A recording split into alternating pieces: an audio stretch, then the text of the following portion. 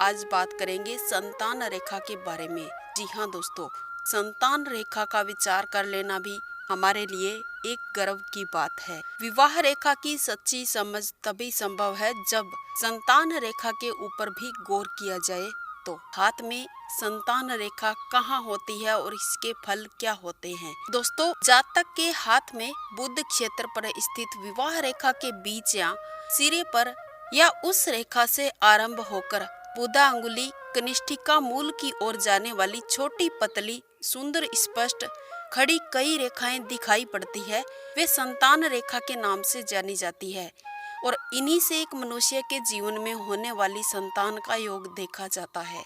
यदि ये रेखा बुध क्षेत्र से बाहर की ओर दिखाई पड़े तो शीघ्र संतान योग बनते हुए नजर आते हैं। यदि ये रेखा बुध क्षेत्र के भीतर दिखाई पड़े तो 30 वर्ष की आयु के पश्चात संतान योग की प्राप्ति देखी जा सकती है।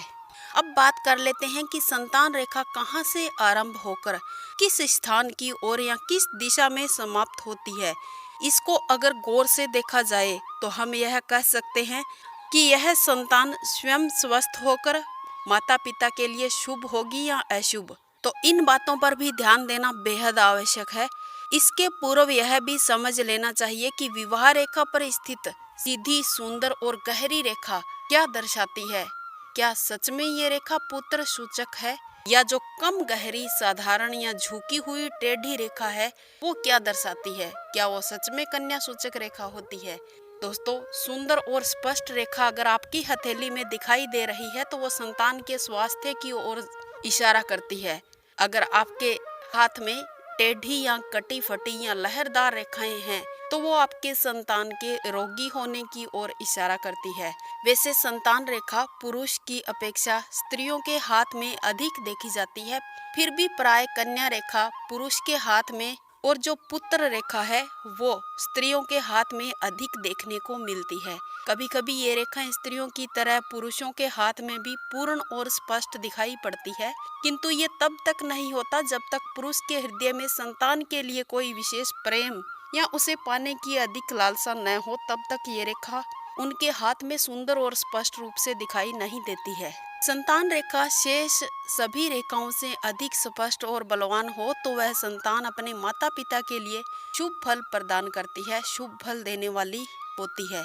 प्राय बहुत सारे हाथों में संतान रेखा हृदय रेखा के ऊपर विवाह रेखा पर जाती हुई भी दिखाई देती है। ऐसी स्थिति में संतान के लिए उसके माता पिता के हृदय में विशेष प्रेम होता है। अब बात कर लेते हैं कि कितनी संतानें होगी।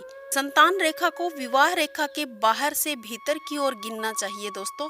इससे सूक्ष्म दर्शक यंत्र का प्रयोग भी गिनते समय आप कर सकते हैं, क्योंकि कभी कभी स्थूल दृष्टि से गिनी हुई संतान रेखाएं ठीक से हम नहीं देख पाते हैं और अधिक संतान हो जाती है। अगर आपके हाथ में रेखाएं नहीं हैं तो अधिक संतान तो संभव नहीं है। दोस्तों, अगर संतान रेखा अधिक स्पष्ट होकर बढ़ रही है आपके हाथ में तो यह उस जातक के अच्छे भविष्य की ओर इशारा करती है। जिस व्यक्ति के अंगुष्ठ मूल में या अंगूठे के मूल में जितने यव होंगे या जितने निशान होंगे उतने ही उसके पुत्र होते हैं। दोस्तों, संतान संबंधी विषय कोई साधारण विषय नहीं है, यह अत्यंत सूक्ष्म विषय है। अतः अगर आप भी अपनी संतान के संबंध में कोई निर्णय करना चाहते हैं तो उस समय आप पूर्ण सावधान होकर इन रेखाओं पर विचार करें, किसी बाधा में ना पड़े। दोस्तों, संतान सुख हर एक व्यक्ति को चाहिए होता है। ऐसे में दाम्पत्य सुख के साथ साथ हर व्यक्ति संतान सुख चाहने की इच्छा रखता है, लेकिन हर एक व्यक्ति की ये इच्छा पूरी नहीं हो पाती है। इसलिए दोस्तों, अगर आप भी संतान सुख से वंचित हैं या आपके हाथ में संतान रेखा नहीं है, आपके विवाह को काफी टाइम हो गया है और संतान नहीं हो रही है, तो घबराने की कोई बात नहीं है। आप भी किसी ज्योतिष आचार्य के पास जाकर अपने हाथ दिखाकर या किसी अन्य उपाय को करके संतान सुख पा सकते हैं।